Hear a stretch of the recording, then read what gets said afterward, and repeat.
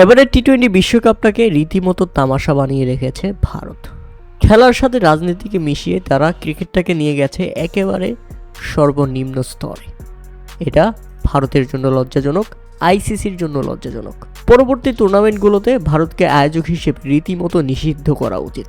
কেননা শুধুমাত্র পাকিস্তানি বংশোদ্ভূত হওয়ার কারণে যুক্তরাষ্ট্রের 4 ক্রিকেটারকে ভিসা দিচ্ছে না ভারত। মানে এটা কি মগের মুল্লুক নাকি? আমি আবার সেরা ক্রিকেটারদের নিয়ে ভারতে খেলতে যেতে পারবো না? তাহলে বিশ্বকাপের আয়োজন করার কি দরকার ভারত? বিশ্বকাপের ট্রফিটা নিজেদের ঘরে রেখে দিলেই তো হয়, কারোর সাথেই খেলার প্রয়োজন নেই তোমাদের। আবার বাংলাদেশকে প্রস্তাব দেওয়া হয়েছিল বাংলাদেশ টি-20 বিশ্বকাপ যেন খেলতে আসে ভারতে, এবং তারা যেন মুস্তাফিজুর রহমানকে না নিয়ে আসে। ঠিক একই ঘটনা ঘটেছে আবার যুক্তরাষ্ট্রের ক্রিকেটারদের সঙ্গে। যুক্তরাষ্ট্র ক্রিকেট খেলতে আসবে, এমনিতেই দলটি ক্রিকেটের সর্বনিম্ন স্তরে, তার মধ্যে আবার তাদের সেরা ক্রিকেটারদের ভিসা দিচ্ছে না শুধুমাত্র পাকিস্তানি বংশোদ্ভূত হওয়ার কারণে। ভারতের এই তালবাহানা শুরু হয়েছে। এগুলো কি আইসিসি দেখছে না? এগুলো কি আইসিসি দেখবে না? আর এগুলো যদি সমাধান করতে না পারে আইসিসি, তাহলে আইসিসির প্রয়োজনটা কি? সবকিছু ভারতের অধীনেই যদি চলে, তাহলে আইসিসির প্রয়োজনটা কি?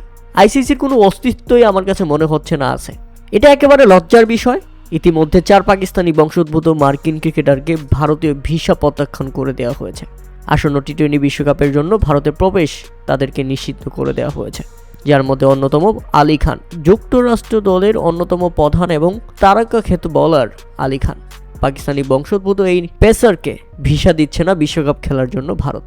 আরেকজন আছেন শায়ান জাহাঙ্গীর, এরপর আছেন এহসান আদিল, এরপর আছেন মোহাম্মদ মহসিন। শুধুমাত্র পাকিস্তানি বংশোদ্ভূত হওয়ার কারণে তারা ভারতে প্রবেশ করতে পারবে না, খেলতে পারবে না যুক্তরাষ্ট্রের হয়ে টি-20 বিশ্বকাপ। আমার মনে হয় এখন যুক্তরাষ্ট্রেরও উচিত ভারতের বিশ্বকাপকে বয়কট করা এবং বাংলাদেশের মতো আইসিসিকে চাপ দেওয়া, তাদের ভিনিও পরিবর্তন করা হোক, না হলে তারাও বিশ্বকাপ খেলতে যাবে না। তাহলেই আইসিসি চাপে পড়বে, তাহলেই আইসিসির কানে পানি যাবে, আর তাহলেই আইসিসি বুঝতে পারবে ভারতকে বিশ্বকাপের আয়োজক বানিয়ে তারা কতটা বড় ভুল করেছে।